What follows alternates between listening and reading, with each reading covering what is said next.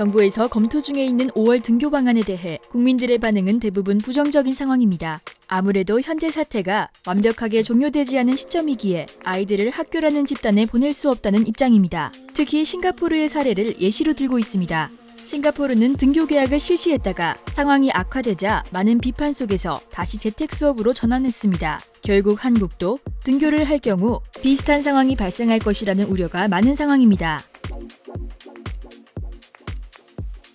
하지만 이런 상황에도 불구하고 등교가 결정되었고 많은 학생들이 학교에 다시 나가게 된다면 어떻게 될까요?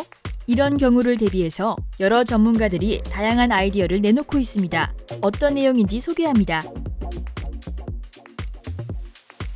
말 그대로 학교에 가서 수업을 듣기를 원하는 사람들만 등교시키자는 일명 희망자 등교에 대한 아이디어가 나왔습니다.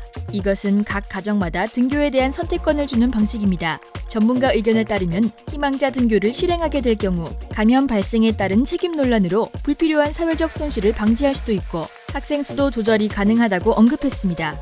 그렇다면 두 번째 아이디어는 무엇일까요? 지역별 등교는 지역별로 나눠서 순차적으로 등교를 시키자는 내용입니다.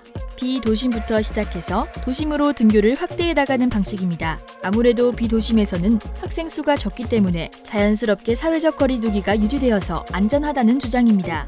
그래서 방역 지침이 제대로 지켜지는지를 보고 도심 학교까지 점차적으로 확대 적용해 나가자는 아이디어입니다. 아무래도 점심시간에는 마스크를 벗어야 식사가 가능하기 때문에 가장 위험한 시간으로 평가받고 있습니다. 그래서 아예 점심시간은 생략하자는 아이디어도 존재합니다.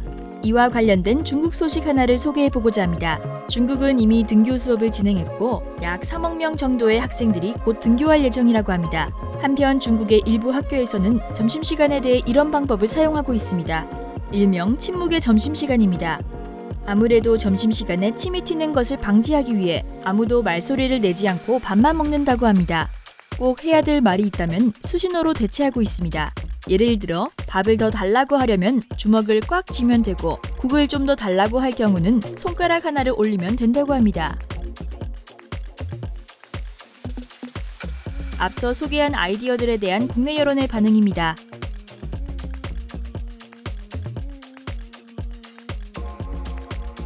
아직까지도 등교 자체에 대한 비판적인 의견이 많았지만 전문가들의 아이디어에 대해 일부는 찬성하는 것으로 보입니다.